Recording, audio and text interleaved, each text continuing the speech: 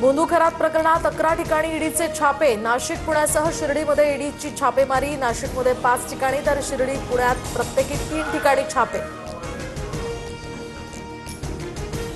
भोंदू खरातला 7 दिवसांची न्यायालयीन कोठडी। 20 एप्रिलपर्यंत खरातला न्यायालयीन कारावास, तर 4थ्या गुन्ह्यात खरातचा ताबा पुन्हा एसआयटीकडे। प्रतिभा चाकणकर शिर्डी पोलीस ठाण्यात, तर अशोक खरात नॉमिनी असणाऱ्या 132 खात्यांच्या प्रकरणात चाकणकरांची चौकशी। समता पतसंस्थेतील चाकणकरांच्या 4 खात्यांमधनं 2,40,40,00,000चा व्यवहार झाल्याची ही माहिती।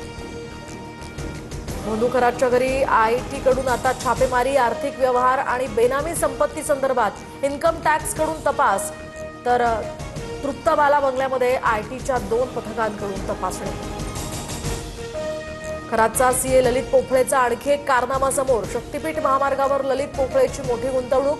सोलापुरात 3.25 कोटींची जमीन खरेदी। खरातच्या सीएचे जमिनीचे व्यवहार उघड। नाशिक आयटी कंपनीतील धर्मांतर प्रकरणाची दिल्लीपर्यंत दखल। केंद्रीय तपास यंत्रणेकडून गोपनीय पद्धतीने चौकशी सुरू। सूत्रांची माहिती, तर आयटी कंपनीतील लैंगिक शोषण प्रकरणात संघटित गुन्हेगारीचाही संशय।